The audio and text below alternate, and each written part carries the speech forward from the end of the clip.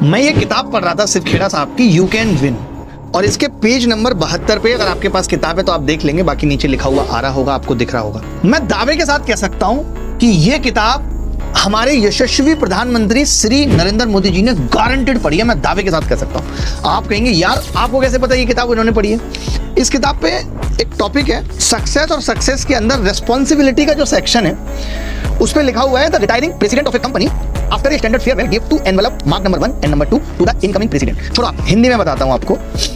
एक कंपनी में एक मैनेजर रिटायर होता है, उसकी फेयरवेल पे जो अपकमिंग मैनेजर है वो उसको 2 एनवेलप देता है और ये कहता है कि जब भी कभी तुम्हें संकट दिखे, लोग तुम पे हावी दिखें, तुम उन्हें अकेले ना संभाल सको तो लिफाफा नंबर 1 खोलना। उसके बाद फिर संकट दिखे दोबारा तो लिफाफा नंबर 2 खोलना। तो जब पहली बार एक बड़ा संकट आया तो उस अध्यक्ष ने तिजोरी खोली और 1 नंबर लिफाफा निकाला। उसमें लिखा हुआ था कि इसका दोष तुम अपने पिछले वाले मैनेजर पे मत दो, इसका दोष।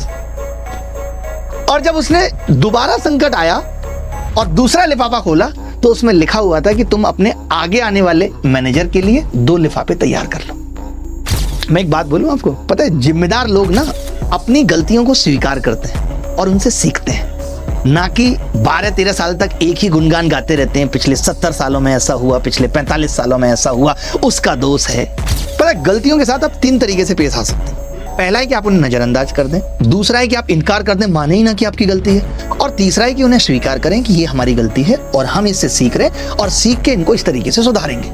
लेकिन तीसरा वाला ना साहस मांगता है, इसमें रिस्क है लेकिन अंततः लाभ होगा। और हम आजकल कैसे हो गए कि अपनी कमजोरियों का बस बचाव करते घूमते रहते हैं। हमारी पूरी जिंदगी अनजाने में उन्हीं कमजोरियों के इर्द गिर्द हो गई है जिन्हें हमें दूर करना चाहिए था।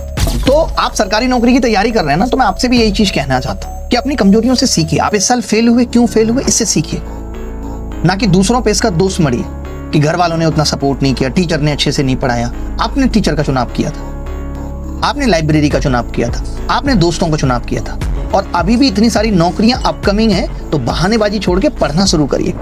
वो यशस्वी हैं, कल को तेजस्वी आएंगे, वो यशस्वी की बुराई करेंगे कि उनकी वजह से 15 सालों में उन्होंने कुछ नहीं किया था। तो ये क्रम चलता रहेगा। आपको अगर अपनी जिंदगी को बेहतर बनाना है तो अभी से काम करना शुरू करिए और अपनी गलतियों, अपनी कमजोरियों की जिम्मेदारी भी खुद लीजिए।